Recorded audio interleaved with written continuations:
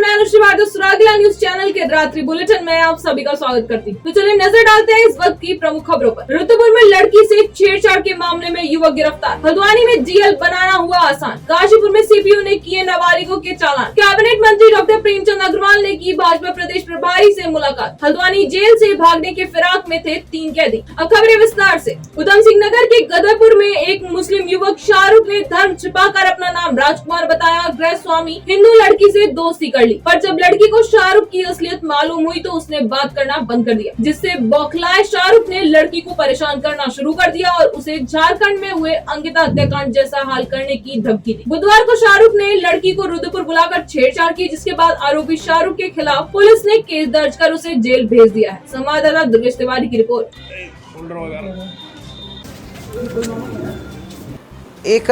कल शाम को एक तहरीर प्राप्त हुई। एक महिला आई थी रोते पिटते हमारे थाने में, जहाँ पे इसने ये बोला कि 1 साल पहले से एक व्यक्ति से परिचय हो गया था जो अपने आप को राजकुमार बोलता था, तो काफ़ी संबंध आगे बढ़ गए थे। लेकिन बाद में इसको जानकारी में मिला कि ये राजकुमार नहीं है, वास्तविक तौर में शाहरुख है।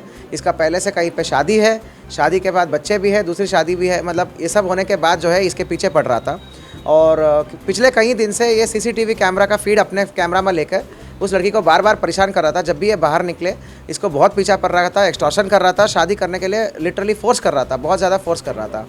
तो कुल मिला के ये तथ्य छुपा के अपने दूसरे धर्म का एक आइडेंटिटी लेकर वो लड़कियों को शादी के लिए फोर्स करने का एक मामला सामने आया है। उसमें एक अभियुक्त की गिरफ्तारी हो गई है। शाहरुख है, शाहरुख उसका नाम है, गदरपुर का रहने वाला है। वो अपने आप को राजकुमार कहलाता था। उसके कब्ज़े में हमें एक आधार कार्ड मिला है राजकुमार नाम पे, तो अपना ही फ़ोटो लगाते हुए। कुल मिला के ये सारे धाराओं में हमने सुसंगत धाराओं में FIR पंजीकृत करा है।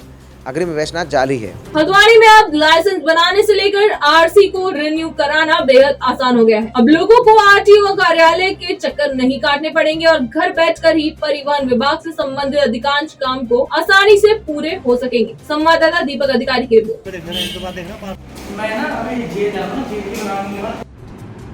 इसमें हमने सबसे पहले जहाँ भी हमारा जैसे लाइसेंस का टेस्ट होता है, चाहे वो लर्निंग लाइसेंस हो चाहे परमानेंट लाइसेंस हो, वहाँ पर हमने IP बेस्ड कैमरा लगाए हैं, जिसकी मॉनिटरिंग मेरे द्वारा और हमारे ARTO एडमिनिस्ट्रेशन के द्वारा की जाती है।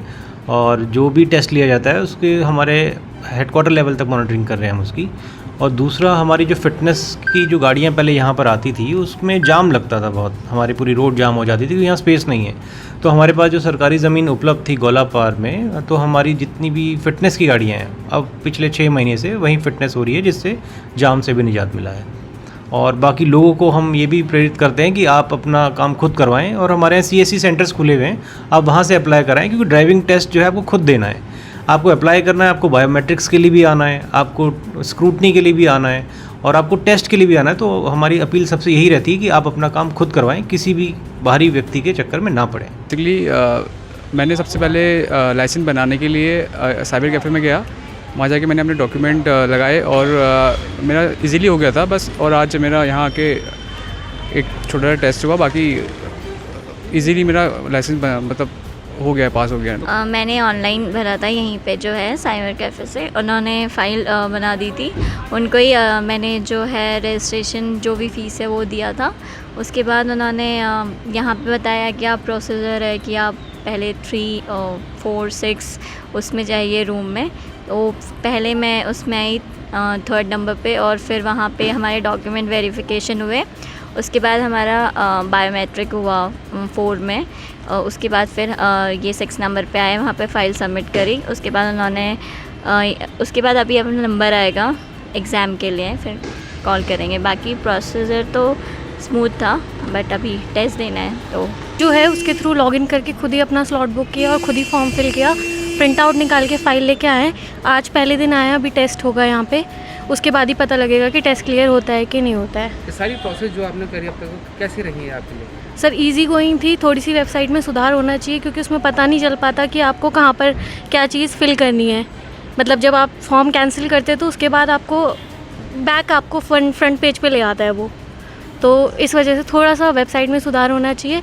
बाकी बहुत ईजी है, आप खुद से ही अपना फॉर्म फिल कर सकते हैं, खुद यहाँ आके अपनी लर्निंग के लिए टेस्ट दे सकते हैं। कहाँ हैं सब लोग? शाम की चाय तो एक साथ होनी चाहिए, सब लोग एक साथ बैठना ही नहीं चाहते। पापा, try this. लो सब लपक ली।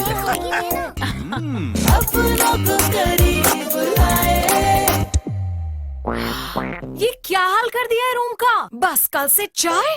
कल से चाय मेरे रूम में।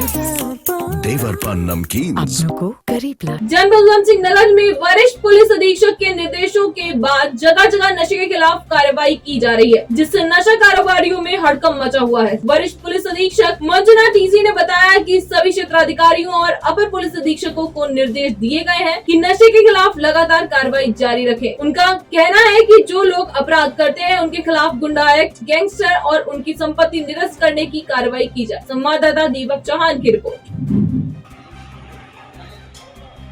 खिलाफ अभियान जो है एक पॉइंट पे ख़त्म नहीं होता, वो लगातार है। जैसे पढ़ाई होता है, मतलब हर चीज़ MV एक्ट का अभियान होता है, तो ऐसे ये चीज़ हमेशा प्रक्रिया चलता रहना चाहिए।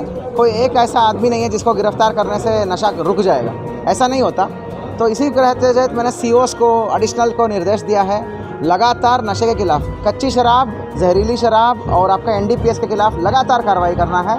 जो लगातार अपराध करते हैं उनके खिलाफ गुंडा करेंगे, हम गैंगस्टर करेंगे और गैंगस्टर के अलावा संपत्ति इस बार निरस्त करेंगे। हम इस बार संपत्ति निरस्त करेंगे, संपत्ति जब्त करेंगे, तभी अपराध पे रोकथाम हो सकता है। काशीपुर के महाराणा प्रताप चौक पर आज CPO द्वारा क्षेत्र में नाबालिग वाहन चालकों के विरुद्ध चेकिंग अभियान चलाया गया, जिसमें लगभग 1 दर्जन से अधिक वाहन चालकों पर चालानी कार्रवाई कर जुर्माना वसूला गया। CPO SI जसवंत सिंह ने बताया कि नाबालिग वाहन चालक के पकड़े जाने पर 25,000 रुपए का जुर्माना वसूला जाएगा और उसके अभिभावकों पर भी कार्रवाई की जाएगी।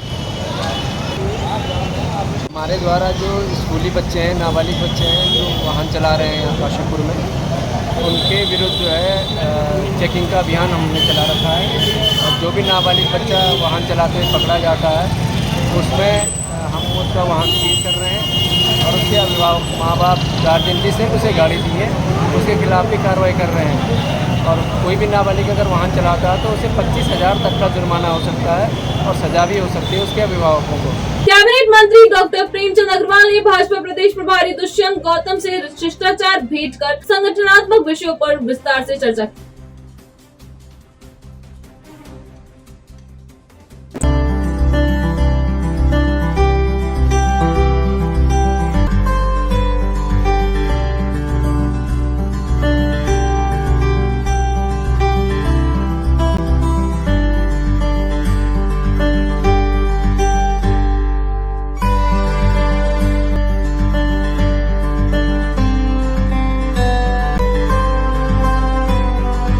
हल्द्वानी उप कारागार से 3 बंदियों ने भागने की कोशिश की, लेकिन उनकी इस साजिश को एक संतरी की सजगता ने नाकाम कर दिया। जेल से भागने वाले तीनों कैदी नानकमता उत्तराखंड, मध्य प्रदेश के नरसिंहपुर और बिहार के दरभंगा के हैं और तीनों पॉक्सो एक्ट में सजा काट रहे हैं। संवाददाता दीपक अधिकारी की रिपोर्ट। एक तो चढ़ ही नहीं पाया, वो गेट का हैंडल टूट गया, वो जिससे इन्हें नहीं है यार पुलिस।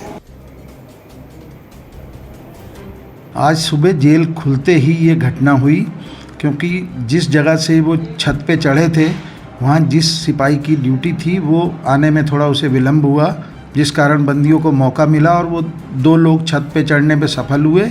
एक आदमी हैंडल टूटने की वजह से नीचे अंदर ही गिर गया। उन 2 में से भी एक आदमी एडमिनिस्ट्रेटिव ब्लॉक पे आ गया और दूसरा आदमी इलेक्ट्रिक फेंसिंग से पार नहीं कर पाया, वो वहीं फंस गया।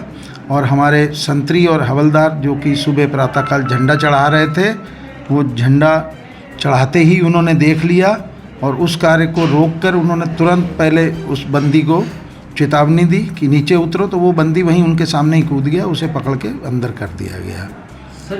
ये तीनों ही बंदी, एक मध्य प्रदेश का, एक बिहार का और एक नानकमता का है और ये तीनों ही पोक्सो एक्ट में निरुद्ध हैं। ये भंडारे में खाना बनाने का काम कर रहे थे, वहाँ ही सफाई वगैरह सब। ने महानिरीक्षक कारागार महोदया से अनुरोध किया है कि जिन सिपाहियों ने अच्छा काम किया उन्हें पुरस्कृत किया जाए और जिसकी लापरवाही उसके खिलाफ कार्रवाई की जाए। आज के लिए बस इतना ही। उत्तराखंड से जुड़ी सभी खबरों को जानने के लिए जुड़े रहिए सुरागीलाल न्यूज़ चैनल से। धन्यवाद।